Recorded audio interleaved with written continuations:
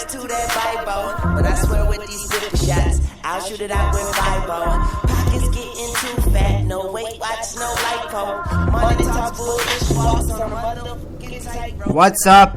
It's Noah Taborda here on the debut of Full Court Press Ep.1.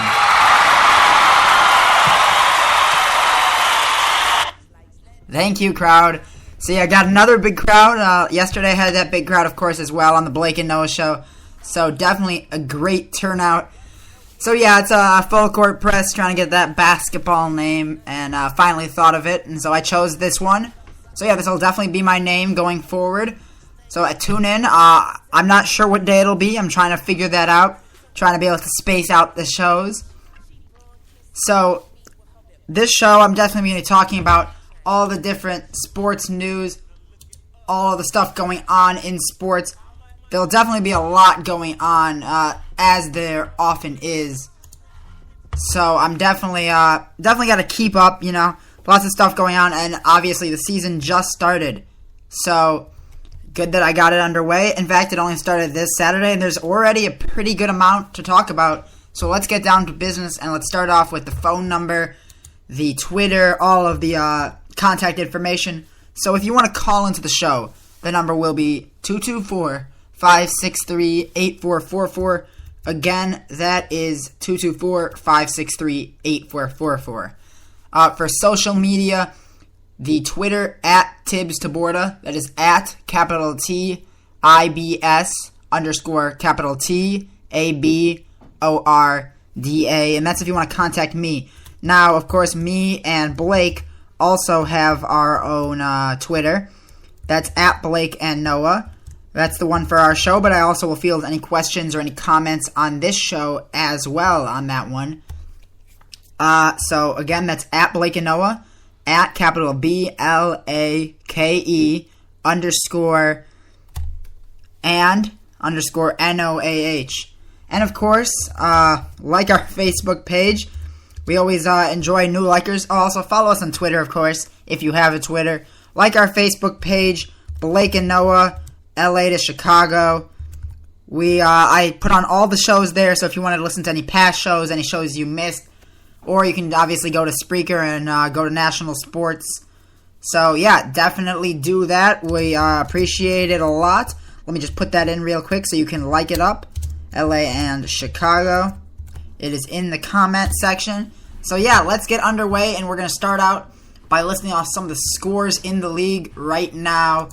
Lots of action going on around the league in our third day of preseason. It started on Saturday, of course, and right now, Toronto and Boston, they are currently 1 minute and 40 seconds away from the end of the game, and the Raptors lead 95-87, and both of them are kicking off their preseasons. So, who's been scoring? Well, for Boston, they've been led by Tyler Hansbrough. I mean, not Tyler Hansbrough, excuse me. Yes, Tyler Hansbrough. Oh, I believe Tyler Hansbrough. Oh, this is weird. Oh, no, sorry, that would be on the Raptors. Okay, so the Raptors have been led by Tyler Hansbrough, his 17 points off the bench, 9 rebounds, a block. So definitely a good game for him coming off the bench. He's got 21 minutes in the game. Also, good contributions for Terrence Ross with 12, 2, and 1. Jonas Valanciunas, a lot of people's picks for most improved player, going for 10, 10, and 2. So already got that double-double. Rudy Gay, 17 points, 2 rebounds, 1 assist, so he's playing solid as well. And DeMar DeRozan, the budding star, 13 points, 2 rebounds, and 1 assist. Now on the Boston Celtics side, obviously not many people expected to do that well. New coach Brad Stevens with his first game at the helm of this organization, at the helm of this team.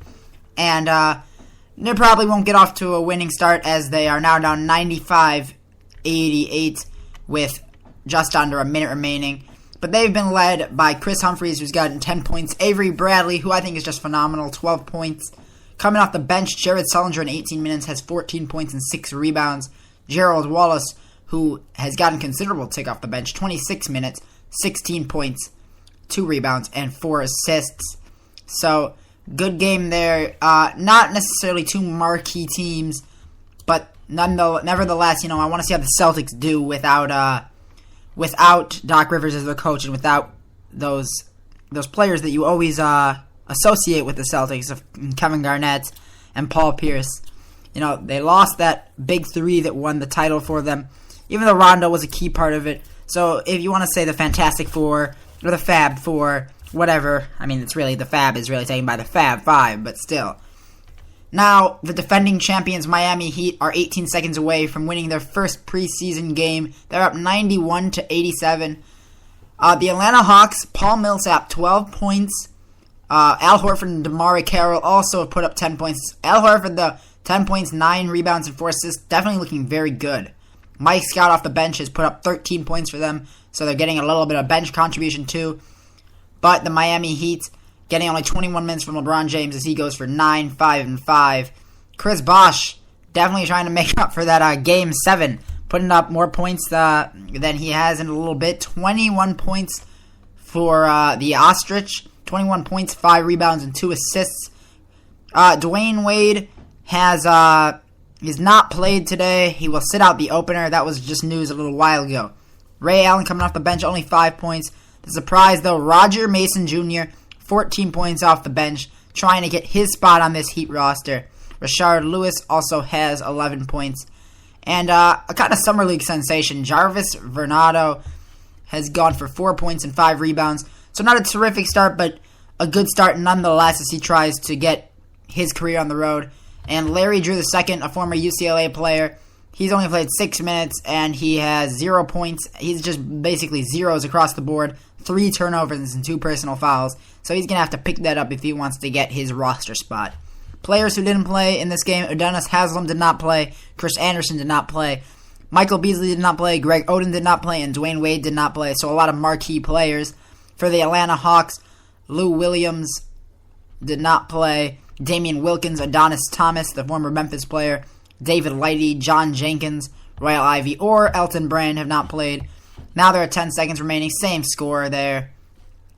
Now on to Chicago against Memphis. For some reason, nobody anywhere has the box score. And we'll get to Derrick Rose in a second after I talk about the scores and some of the news. But the Bulls are currently leading 72-60. They were down by 8 at the end of the first and down by only 1 at the end of the half. But they've outscored the Grizzlies 28-15 so far this third quarter. Just above 2 minutes remaining in this one, or in the third quarter right now. Bulls are up by 12. So yeah, I'll get to Derrick Rose in a second, but we have to move on. CSK Moscow trying to be the first foreign team so far this preseason to win after Fenerbahce was not able to defeat the OKC Thunder, but they're up 77-69 with 11:44 remaining. For CSK Moscow, they've been led by Milos Todosic, the guard, coming off the bench, 20 points, 4 rebounds, and 5 assists, definitely looking good. Also, Nenad Kristic, 13 points, 4 rebounds, and assist. And the only player in double figures, Vitaly Fritzon, 13 points. He's the only one of their starters in double figures. The Timberwolves, disappointing scoring performance from Kevin Love through 28 minutes, only 9 points. He's also gone for 7 rebounds and 5 assists. Rubio looking good, 10 points, 3 rebounds, and 3 assists as he looks to stay healthy for a whole year for once. Kevin Martin, the new addition, 16 points, 3 rebounds, and 2 assists. And they haven't gotten basically any contribution. Their highest scorer off the bench, Derek Williams with 7 points. Rookie Shabazz Muhammad has only gotten 6 points so far. Just coming to halftime right now, the Mavericks take on the Pelicans. This is the Pelicans' second game as the Pelicans. In fact, they won their first game against the Houston Rockets. They trail 42-39, and Anthony Davis, basically their only consistent source of offense. He has gone for 17 points so far, along with 5 rebounds and no assists. And last game, he was pretty good against Houston. Let me see if I can pull up the stats here for him from the game against Houston. It was a tight game. Like, it wasn't a gimme. They, I think, won by 1 or 2 points. Let me see here. Yes, the Pelicans won by 1 point, 116-115. Anthony Davis in that game would go for 21 points. So he's definitely looking at a consistent source of offense. Definitely looked like he improved over the summer. So that's good for him. You know, you really want to be able to pick it up, solidify yourself, trying to make yourself look a little better, become a better player. And 2 of the games have gone final. The Raptors defeat the Celtics 97-89, and the Heat won 92-87. And that Pelicans game has just started the third quarter. The Pelicans scored immediately to make it 42-41. So Davis was their only source of offense. The Mavericks, barely any offense also. Brandon Wright, off the bench, their center, has 10 points. Nobody else in double figures. So really not much offense in this one, as it is 42-41. So just to tell you how the standings are looking at this point, Toronto picked up their first win. Chicago, obviously, trying to go to 2-0. Miami has that 1-0 record. Boston 0-1. Philadelphia 1-0. Washington, Charlotte, Cleveland, Detroit, Milwaukee, Brooklyn, and New York all yet to play, as well as Orlando. Atlanta and Indiana are both 0-1. They are tied with the Celtics for the worst right now. Western Conference, Oklahoma City, Denver, New Orleans, all picked up wins. Meanwhile, the Lakers are 1-1, and the Rockets and the Warriors are both 0-1. Minnesota, Phoenix, Portland, Sacramento, San Antonio, Dallas, the Clippers, Utah, and Memphis have yet to either play or finish their games. So that's how it's looking right now. And now I definitely have to talk about Derrick Rose. So, obviously, I don't know how he's doing this game, unfortunately. As I told you, for some reason, no website has it. I don't know if it's because they're playing in Missouri or what, but it's just, he hasn't, they don't have the box score anywhere, which is kind of irritating me. But as many Chicago fans know, Derrick Rose made his return to the, he made his return to the court, and I actually, let me play this snippet of a play that Derrick Rose had in this game, so at least I do have something here. Let me turn up the volume for you guys, and let me play this. It's Derrick Rose against the Memphis Grizzlies. He lobs, that was too strong. Boy, might have been on the money. Here's Rose driving. There you go. Scores. There you go. That's what we're talking about. The quickness in the open court. He shot out like he shot out of a gun. Now watch. So terrific play there. Definitely looks good. Definitely looks like he's looking a little healthier. So his athleticism hasn't seemed to drop whatsoever. That's very good. In fact, apparently he added 5 inches to his vertical. Oh wow! Forgot to turn that down. There we go. A lot better when it's lower. You know, crowd showing their amazement at how well Derrick Rose has done. Is definitely looking very good, very healthy. Looks like he's going to get back to the point that he was at before. Obviously didn't have his best first game. He was a little sloppy, but that is to be expected when you haven't played a game really against another team in so long. A couple of my friends were saying things about how, oh, well, I thought that Derrick Rose was training, and it just kind of made me a little angry because how can you criticize a guy who hasn't played in a game in over a year and a half, or just not a year and a half, but a pretty long time. Ugh, gotta turn these off. For some reason, they keep playing automatically on NBA.com. There we go. But yeah, so he hasn't played a game in over a year and a half. And he comes back, 13 points, 4 turnovers, but that's still tied with Jimmy Butler. So not a terrible game. I mean, he did look a little off, but it'll come back to him as time goes on. I expect it to come back to him. So that's good news for them that he looks good. They played the Pacers last game, and there was one guy who did not look good, and that's Danny Granger. His performance was pitiful. Yeah, it was pretty bad. You can hear the cricket sounding because that is actually the level of wows he got. None. Nothing at all. It was just a very disappointing performance from a player. It used to be his Pacers team, but since he got injured, you know, Paul George stepped up, Roy Hibbert has stepped up, and he's really not, he's not their number one anymore, unfortunately. Danny Granger definitely going to have to try to bring himself back to the player. He didn't even start this game. In fact, Lance Stevenson started over him, George Hill started over him, so he's definitely going to have to work his way back up into the ranks of elite players, if not solid starters. So now we're going to talk a little bit about the topic that, of course, we had to talk about, the Heat three-peat.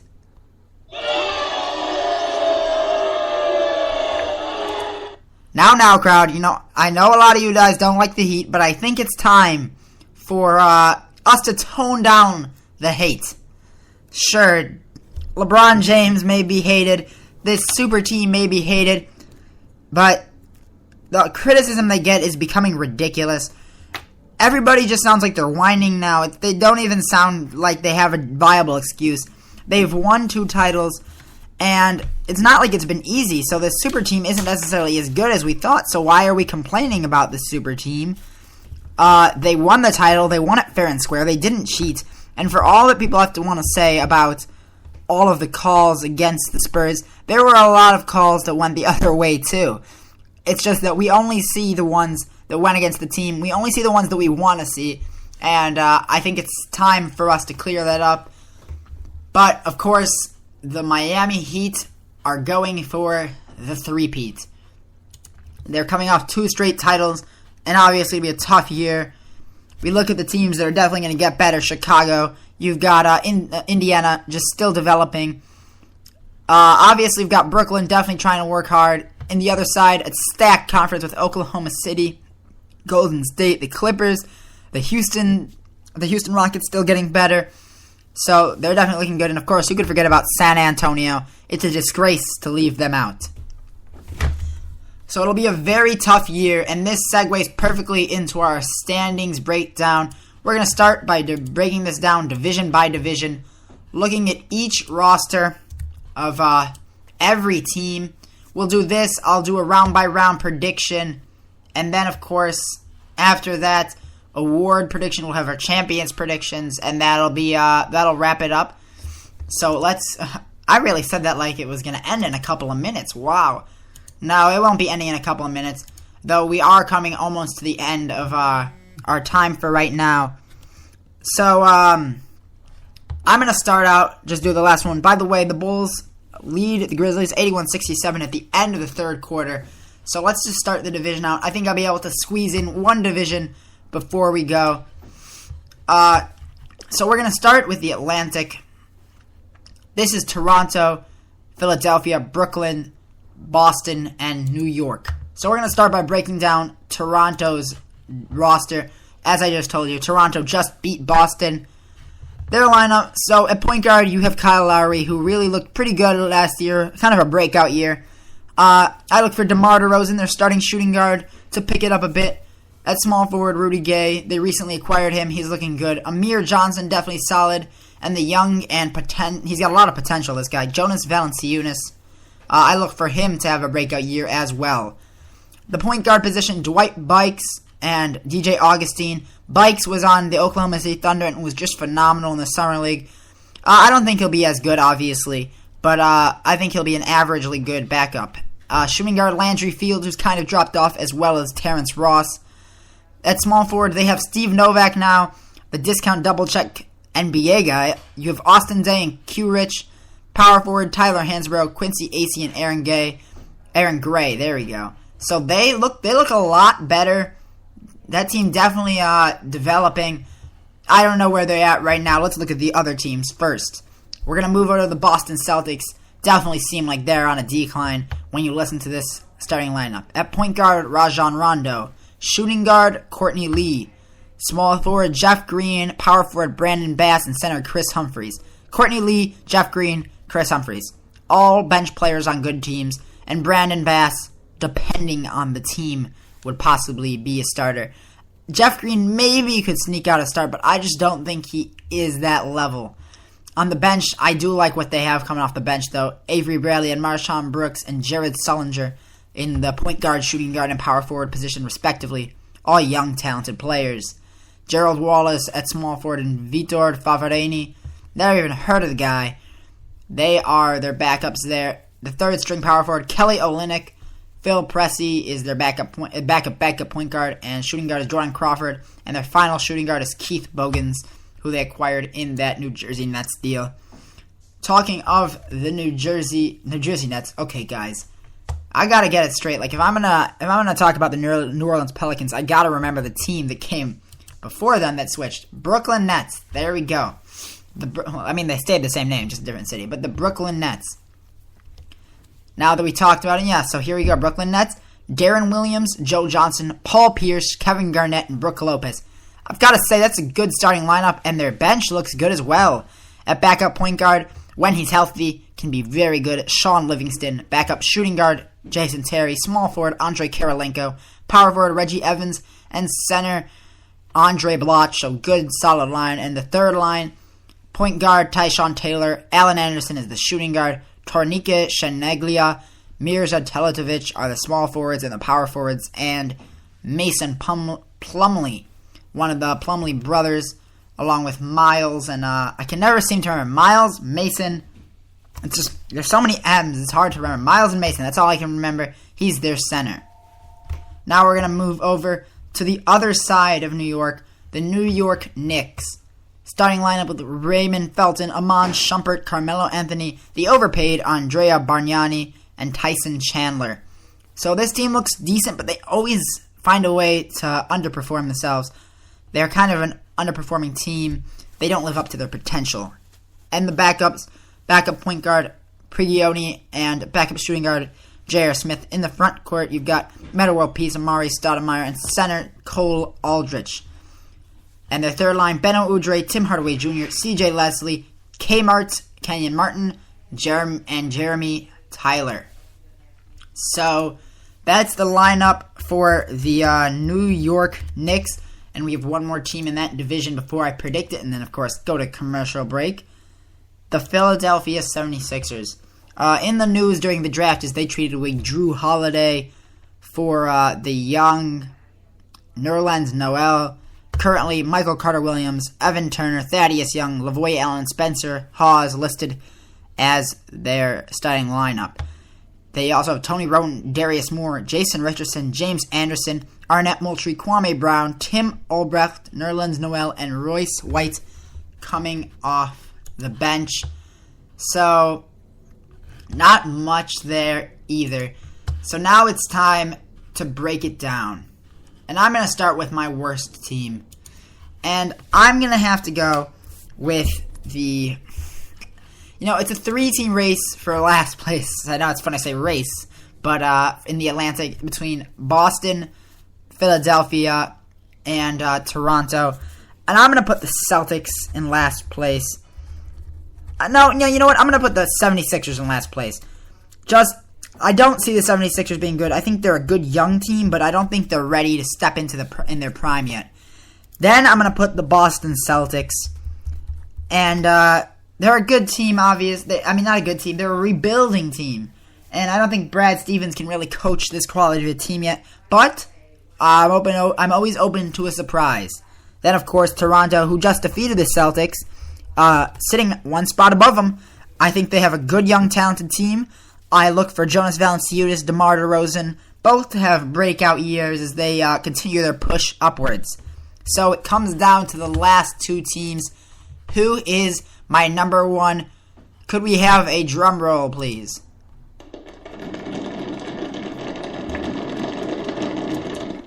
Thank you. And the number one is the New Jersey... I did it again. This is kind of embarrassing that I've done it now twice. Gotta get that stuff straightened out. So, the Brooklyn Nets at number one. And that, of course, means that my number two is the New York Knicks. And the reason I put the Knicks is because they always seem to underperform themselves. And the Brooklyn Nets look very good right now. Sure, they're a little bit older, but I think that age has been shown that even if you're an old team, you can still compete. So I'm putting the Brooklyn Nets over the underperforming New York Knicks for the moment. So that's my breakdown of the Atlantic. Before we go to commercial break, the Bulls lead the Grizzlies 87-73. CSK Moscow it's been cut to a close lead. They were just down 87-84 before Andre Shved made a three-pointer to make it 88-87. The Pelicans trail the Mavericks by 3 with 4:31 remaining in the third, 57-54. Maccabi Haifa and the Phoenix Suns. Maccabi Haifa, an Israeli team, It's just tipped. Marcin Gortat's shot was blocked, and Markieff Morris records the first statistic of the night with a defensive rebound. The Clippers and the Blazers about to tip off there. As I said, the Raptors defeat the Celtics 97-89, and the Heat defeat the Hawks. And the Trailblazers and the Clippers have just tipped. So that's all I've got for you guys in the first segment of the show. Be sure to stick around as we break down the other 5 divisions, look at the standings, do a fake playoff bracket. So yeah, stick around. Your presentation of national sports is brought to you by Spreaker.com. Broadcast and listen to news, radio, and music with one low monthly rate. Your show will be right back after this word from your local stations. You can contact National Sports in a number of ways through Instagram, Facebook, and Twitter with the label National Sports. We love to have you guys a part of our show and can easily join us also through text or call. You're listening to the National Sports radio station on Spreaker.com.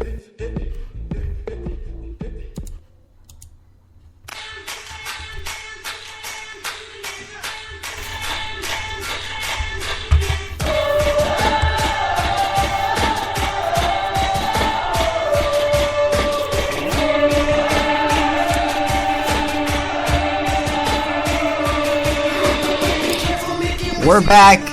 It's Noah Taborda here on Full Court Press. Can we hear that crowd one more time? Just gotta hear it again.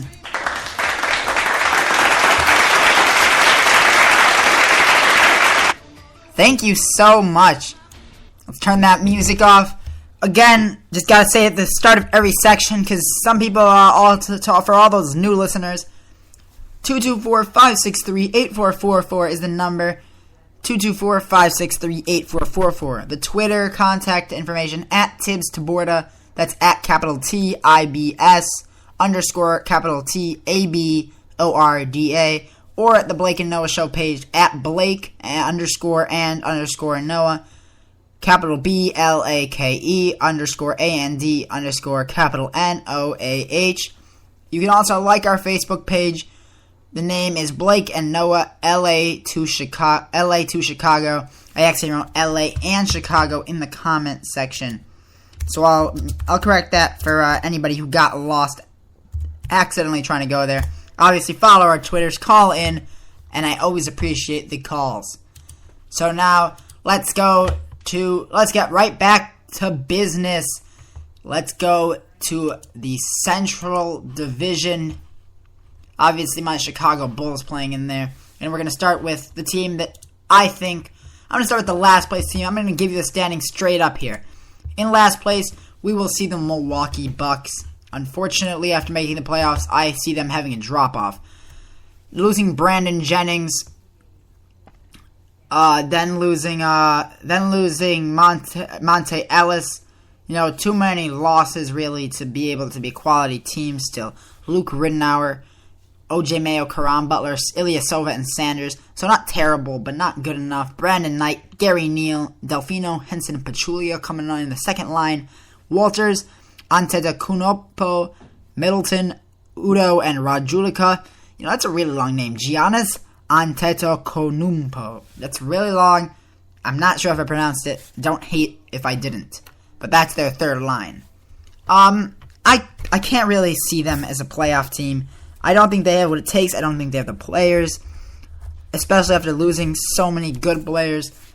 They have average starters. I don't think that they have even starters that are good, really, besides, I could say, Larry Sanders and Caron Butler and OJ Mayo at times.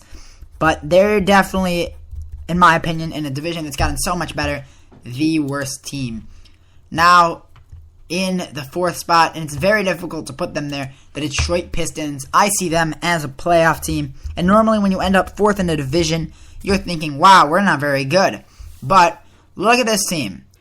At starting point guard, Brandon Jennings. Shooting guard, Chauncey Billups. In the front court, you've got Josh Smith, Greg Monroe, and Andre Drummond, the Twin Towers down there. So that looks like a very good team. Off the bench, Will Bynum and Rodney Stuckey make up the backcourt. Singler, Villanueva and Harrelson make up the front court. Then you have Peyton Siva, KCP, Kentavious Caldwell-Pope, in case you don't know. Luigi Daytome, Jonas Jerebko, and Tony Mitchell make up the rest of that bench. So they definitely have some quality players. Obviously, that last line, a lot of young players, not so talented yet, but they definitely look like a good team. Made the big moves by going out and getting Josh Smith, Brandon Jennings, Chauncey Billups, making up 3 of the starters. And I see them as definitely a playoff team. I see them as an 8 seed, and I think the team right above them will be the 7 seed, and that's the Cleveland Cavaliers. A questionable signing, some would say, by signing Andrew Bynum, but I would say it's a terrific one because he's only guaranteed $6 million this year, and people say, "Oh, that's a waste of $6 million." Well, it doesn't hurt their cap for a LeBron signing, and who are they going to sign? What were they going to use those $6 million for? I just think that was not the LeBron signing, the LeBron free agent summer. So I think it was a great signing. I think it was one of the smartest signings because if he does return to his level, it'll be a genius move. But to the starting lineup, Kyrie Irving starts one of the best developing point guards in the NBA. I believe will be the point guard in the next within 3 years, probably. Dion Waiters, a developing shooter at the shooting guard position. Earl Clark and Tristan Thompson, small forward and power forward. Tristan Thompson definitely getting a lot better. As I just said, center Andrew Bynum. You've got in the backup slot for point guard, Jarrett Jack. Showed himself to be a phenomenal backup point guard last year, backing up Steph Curry, and I think he'll continue it this year. CJ Miles, the backup shooting guard, and Alonzo G, last year's small forward, who is obviously on now the bench shooting small forward behind Earl Clark, the newly acquired former Laker. So he will be the backup small forward. Currently, nobody listed as a backup power forward. Now, sometimes I speak a little fast, but just got to slow myself down here. Anderson Varejao and Tyler Zeller are the backup centers, so I have them as the number 3 team, and that leaves 2. Is it the Bulls or the Pacers? Drum roll. The number 2 team is the Indiana Pacers. And I love the Pacers, but I'm going to put the Bulls on top. I think that the Bulls are always a good regular season team. I think that Thibodeau coaches this team great, and I think it'll come down to 1 point difference. But talking about the Indiana Pacers, of course, as I just said, nope, not the Houston Rockets. I don't know why it just brought me to the Houston Rockets page. The Indiana Pacers. There we go. Starting point guard, George Hill. He'll be backed up by C.J. Watson. Paul George will start at shooting guard currently. He'll actually be the small forward. I don't know why he's listed there. Switch him and Danny Granger. Danny Granger will be the shooting guard, along with Lance Stephenson and Orlando Johnson. Small forward, Danny Granger and Chris Copeland. Power forwards, David West, newly acquired Luis Scola and Solomon Hill. And at center, Roy Hibbert and Ian Mahimni. So they're a good team. Definitely well-rounded. But I just can't put them over the Chicago Bulls. It may be a little biased, but their bench looks very good. Obviously, returning to point guard, it's so nice to say starting point guard, Derrick Rose. Shooting guard, the developing Jimmy Butler. Small forward and power forward, Boozer. And center, Joakim Noah. I think they're a very good team. I think they take the top spot in this one. Now on to a division. Can I break this down really quickly for you? Charlotte. Kemba Walker, Tyler Zeller. Washington. Bradley Beal, John Wall, possibly Otto Porter. Atlanta, they're getting kind of weak. Orlando, they're not looking great either, besides Victor Oladipo and Vucevic. So that's basically it. And then, of course, we have Miami. Definitely look like the best team right now. By the way, Washington, I see, is potentially a playoff team as well. So now that we've done this one, that is the Southeast Division, in case you wanted to know, in case you're keeping track of my picks and holding me to it. I'm perfectly fine with that. So now we're going to go over into the Western Conference. Oklahoma City, Denver, Portland, Minnesota, and Utah. I'm going to say that the Thunder are going to finish first. Kevin Durant, Russell Westbrook, Serge Ibaka. Always a good team there. I'm going to say Denver in second. Despite all of their losses, all the difficult times they've been having, I think that they're still going to be the second best team I think I look for Lawson. Lawson's got to have a big year if they're to do it, as well as Kenneth Reed and Danilo Gallinari. And I think they have what it takes to do that, and I see them coming out in second. In third, Minnesota. They could even sneak out a playoff spot. But Portland and Utah, I don't see them as teams that are going to sneak it out just yet. Lillard, improving. LaMarcus Aldridge, very good. CJ McCollum, I think he'll be a terrific addition. Give him another year, though, and I think they're a team that could go in. But don't 100% count them out. I think they could still possibly sneak in there as an 8 seed. In the Pacific, you got the Lakers, Phoenix, Sacramento, the Clippers, and Golden State. As I predicted yesterday, I'm going to put the Clippers in first. I love this. Even without Lob City, I think Doc Rivers is a terrific coach. You have the addition of Nick Young, just makes this team that much better. J.J. Redick, of course. In second place, I'm putting the Golden State Warriors. It's a close one. It's very close, but they're definitely the two best teams by far. Then, of course, you got three teams that are on the decline. The Lakers, the Suns, and the Kings, unfortunately, for James McDaniels, a.k.a. Princess. They are not doing so well. So I don't really care how they go down in the order. I think that just because of Kobe's competitiveness, the Lakers will finish in third, which really they don't want to, but I think that's how it's going to end up. But it's a pretty bad division besides those top two teams. And now on to, what a tough division. Houston, San Antonio, Memphis. Yeah. And that's not even it. You also have New Orleans Pelicans and Dallas, who all look good. I'm going to say number one. I've always doubted San Antonio. Welcome to the top, finally, for me, San Antonio. I'm putting you at the top there. I've just doubted them way too long, and I have to give them the benefit of the doubt this year. In second, I'm going to put Memphis. I don't think Houston is ready to take this title. Memphis with just enough experience, which means in third, Houston, and in fourth, the Pelicans.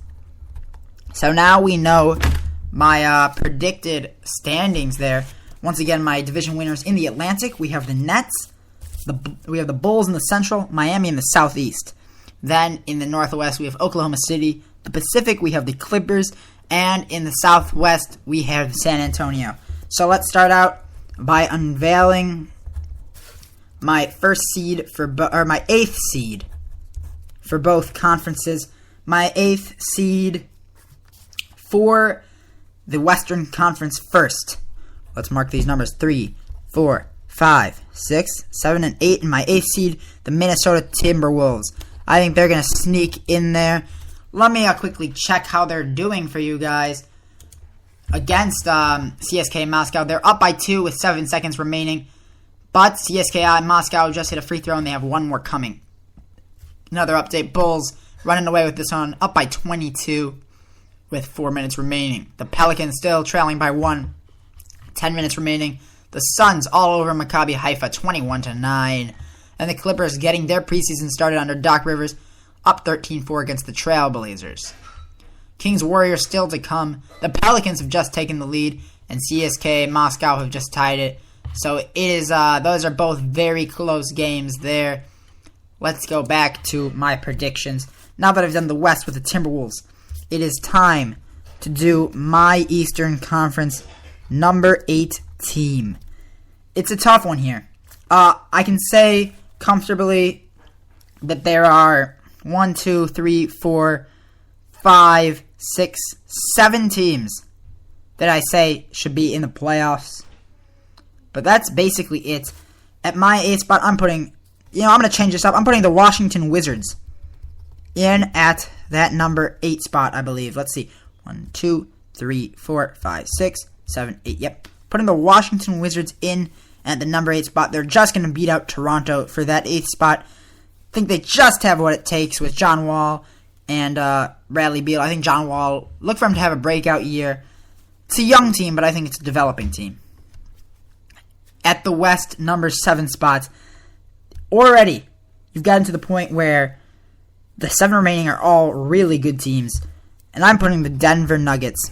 They're definitely going to drop from last year's number 2 spot, as they were, I think, were lucky to be there, actually. Just great coaching. George Karl, year in and year out, was able to coach a team that really shouldn't have been at that level to be at that level.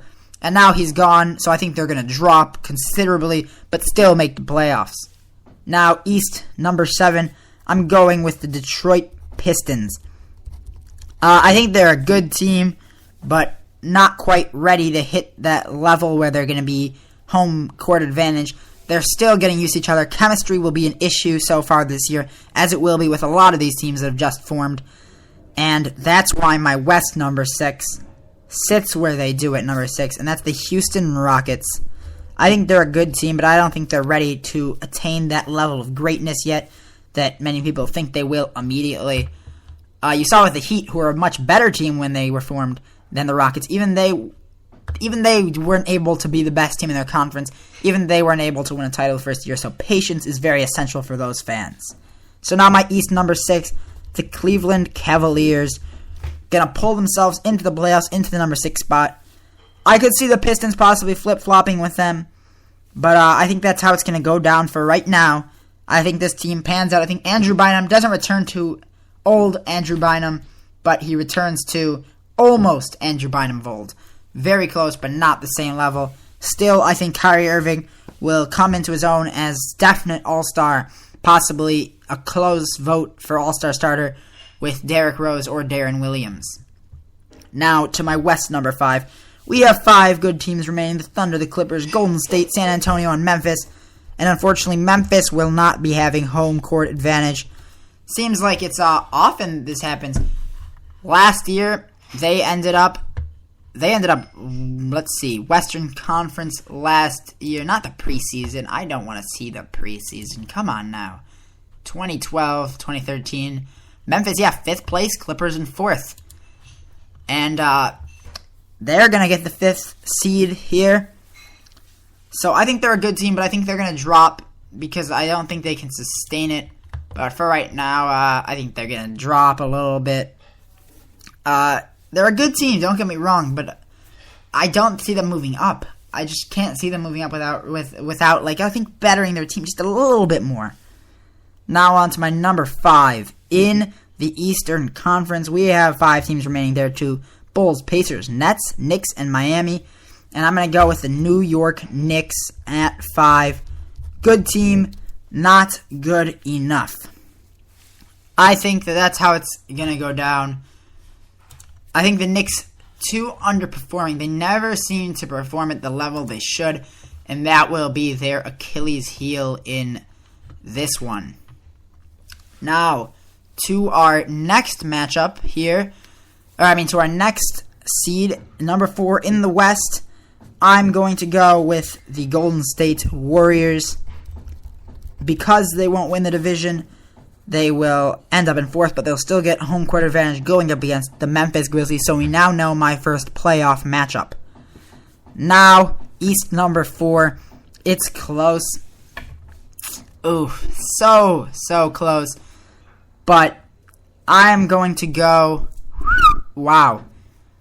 I don't know what to do here. It's very tight, actually. No, wait. Oh, okay, never mind. I read that wrong. The Nets. Nets finish at 4, sitting up the playoff spot. But because of the fact that the Pacers will end up losing the division, the Nets obviously guaranteed their spot, but the Pacers at 3, despite not winning their division, then, of course, that will leave the Heat and the Bulls up there. Number 3 in the West right now, I'm going to go with the LA Clippers. I think they're a very good team, but they're not ready yet for that second spot. They're getting up there, though. Second in the East, I'm going to go with the Miami Heat. Don't get angry. Don't get angry. I think the Bulls will have a better regular season than Miami Heat, as they did a couple of years ago. I think they're going to ride the momentum of Derrick Rose, but we still have the playoffs to come. I wouldn't be surprised. I'm not saying anything bad about the Heat. I just think the Bulls will have a better regular season as they did a couple of years ago. So now my top 2 in the West. At number 2, I've got the San Antonio Spurs. Not getting my number 1 spot. That'll be the Thunder. But it's definitely close up there. It's very tight, in fact. So yeah, and now before we go to break, we're going to do one more breakdown. That'll be my first round matchups, and we're going to start with the East 1 versus 8. That matchup obviously plays against the 4 versus 5. And on the other side, we have the 2, 7, and 3, 6. So let's start with that 1 versus 8 Bulls, Washington, and I think this is pretty straightforward. I'm going with the Chicago Bulls to advance from the first round. Then, obviously, at the 4-5 matchup, you've got the Nets and the Knicks, and I think the Nets are primed to come out of this one. Now, to the Heat versus the Pistons. Pistons still young, and I've got to go with the Miami Heat here. They'll go on. And the Pacers against Cavs, division rivalry, but the Cavs are still not good enough. They are still developing. No upsets in this first round. Now, to the other side of the conference. And the first round matchup between the Thunder and the Timberwolves. I would be shocked to see the Thunder not win this one. They're definitely clearly the better team. Timberwolves still too young, I believe, to be able to compete. Then the 4-5 Warriors versus Memphis. I'm taking the Golden State Warriors in this one. Now we move down one more spot. We've got the Rockets versus the Clippers. Very tempted to take the upset here, but I'm going to say that there will be no upsets in this round, actually, for the first time in a long time. Warriors take the win. The Clippers take the win over the Rockets, sending the Rockets to a tough loss, especially coming off all that spending spree. And number 2, the San Antonio Spurs will defeat the Denver Nuggets. That's unfortunately all we have time for in this segment. When we come back, we're going to finish up the predictions. We are going to do our MVP, Rookie of the Year, all of those awards. So yeah, stick around. And we'll be right back.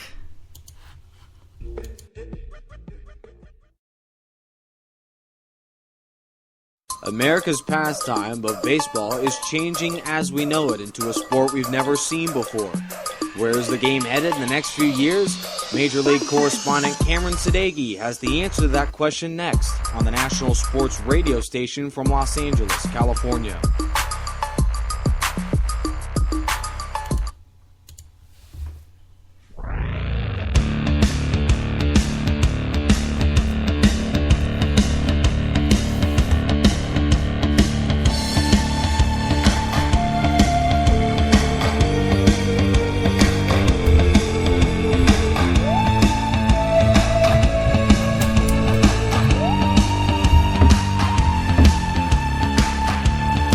What's up? It's Noah Taborda here for the final segment of Full Court Press.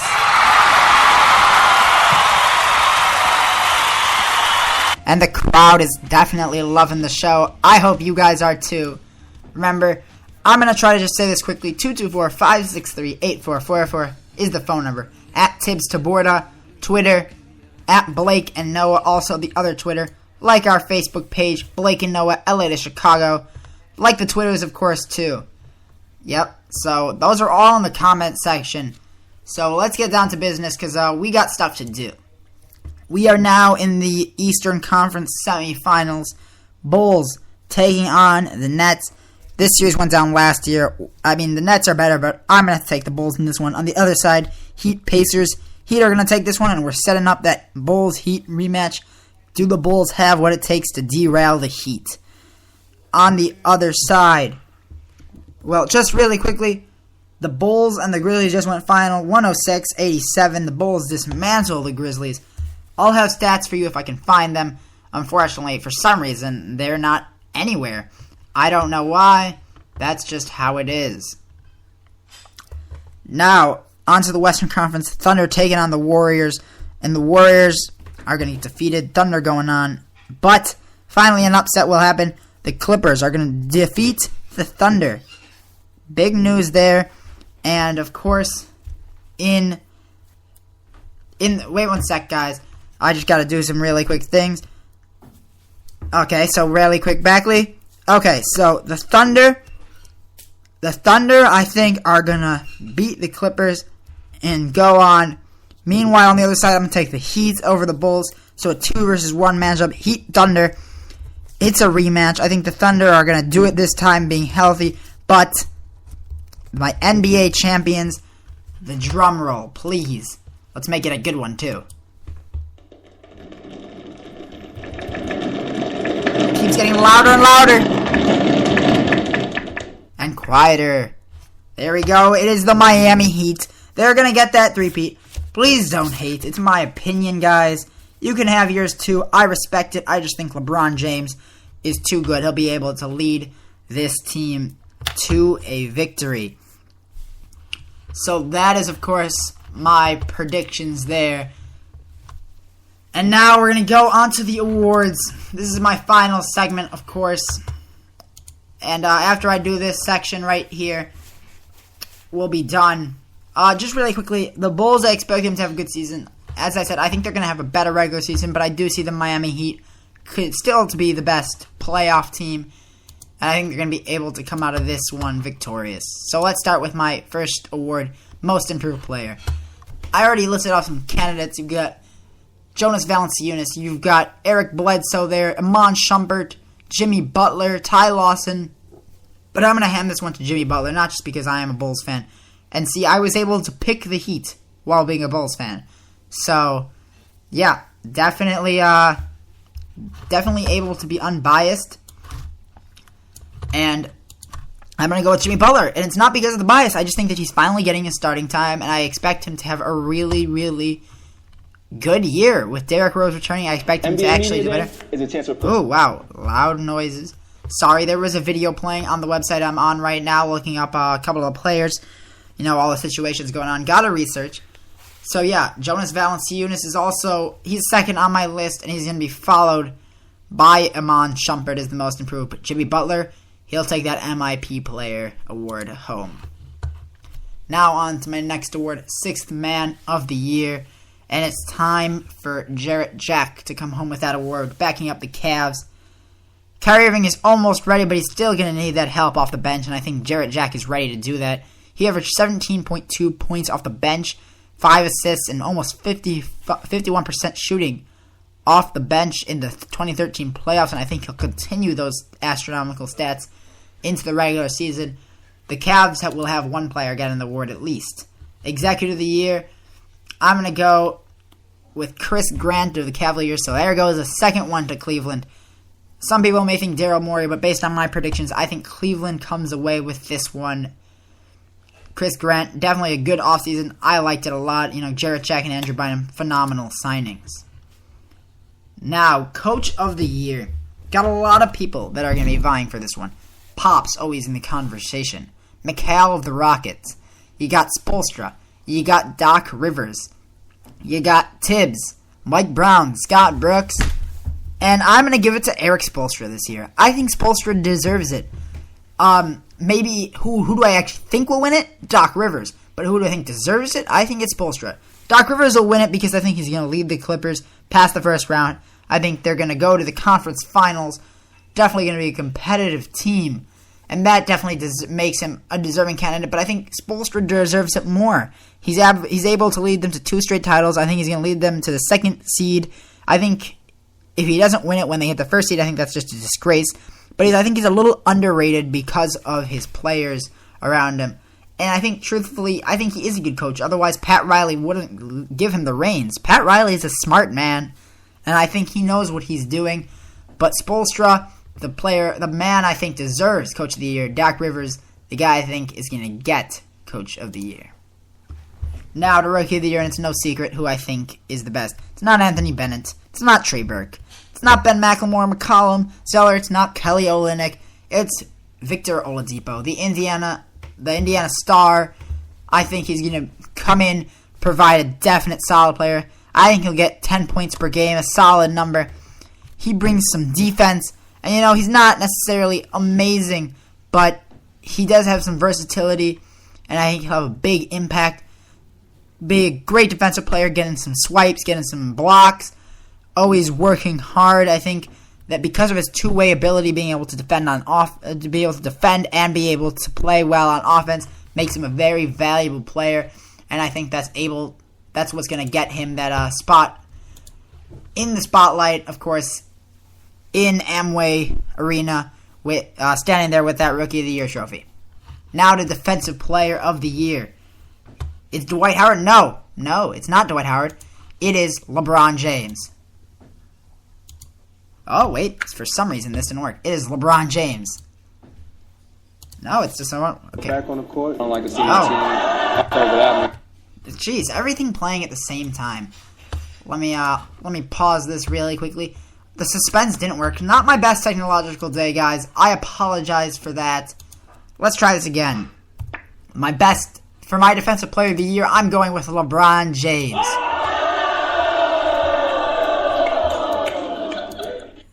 I love that because just listen to the first guy. Listen to the first guy to do something.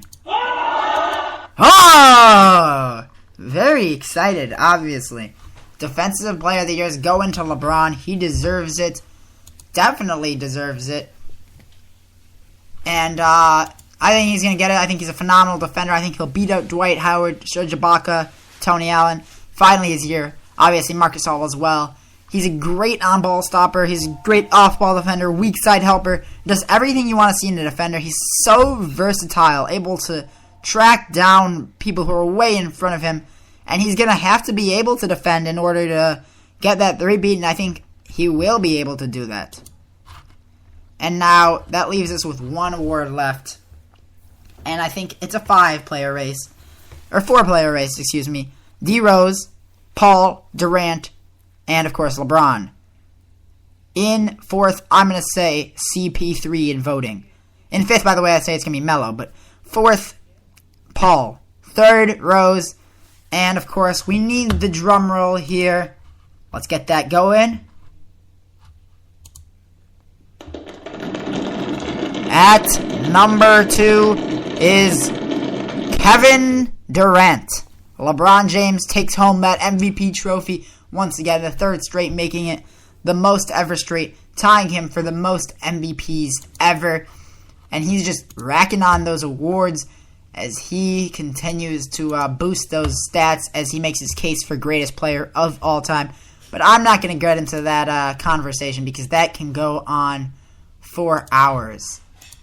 And now that I've done that, once again, just to recap it, MVP LeBron James, Defensive Player of the Year, LeBron James, Rookie of the Year, Victor Oladipo, Coach of the Year, should be Spoelstra, will be Doc Rivers.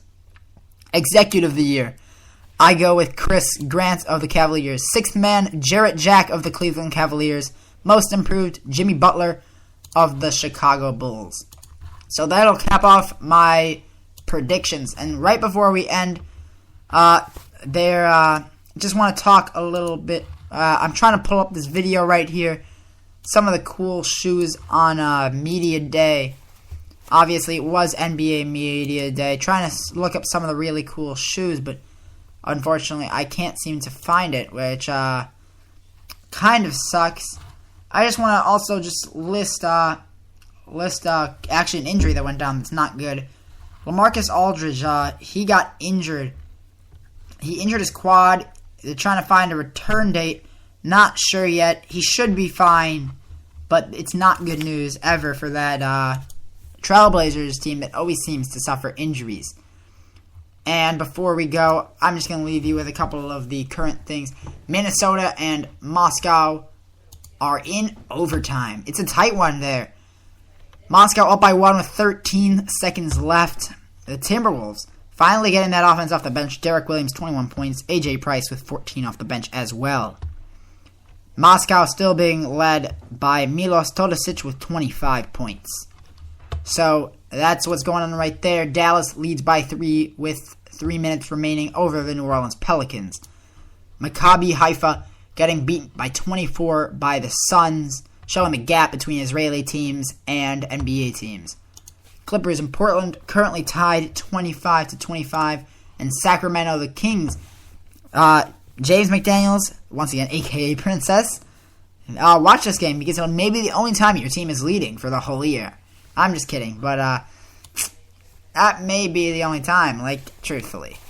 But that's our scoreboard right now, and with that caps off our show, our first inaugural show. Look, even the baby's crying. Even they're crying. Everybody's crying. Men are crying. Women are crying. It's so sad. I know. I'm sad too. But eventually the show has to end. And it's gonna end here, unfortunately. I don't want it to, of course. I'd love for this show to go on forever and ever, but it's gotta end. I mean, I can't just do it forever, obviously. That would take up too much of my time. I've got a plan for tomorrow's show, my college preview show, my football show. So before I go, my shout-outs, of course. Shout out to the Blake and Noah show. Oh, first of all, shout out to my family, my dad, my mom, all my cousins. Always got to do that. Thanks for their support. You know, they help me get through each and every day. Thanks to my friends for the support on Facebook and support listening to my shows. So that's good. You know, like my Twitter page, like the Facebook pages. We're trying to have like a big fan base. We want to get more listens on every single show. So now that I've done that, shout out once again to the Ohio State Buckeyes. Keep going strong. Shout out to D Rose. Looking good, playing well, getting down the court and beating everybody with nice scoop layups. Shout out to the Bulls, of course, if I'm going to say that. Shout out to the Packers. I know I'm in Chicago, but I'm a Packers fan. What can I say? So yeah, shout out to the Packers there.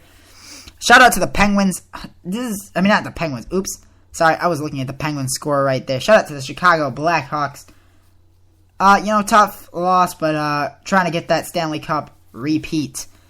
And now, remember, tomorrow will be my college football Week 7 preview show. Tune in for that around 7:30.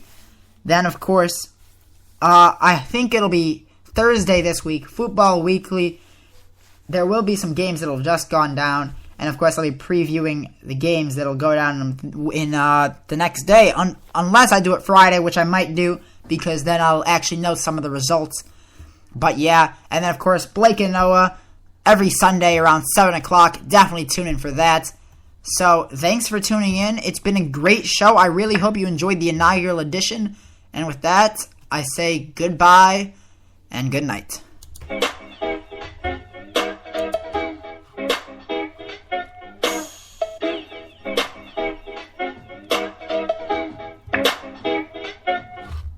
Chance, acid rapper, soccer, hacky, sacker, cocky, khaki, jacket, jacker, slap happy, slapper.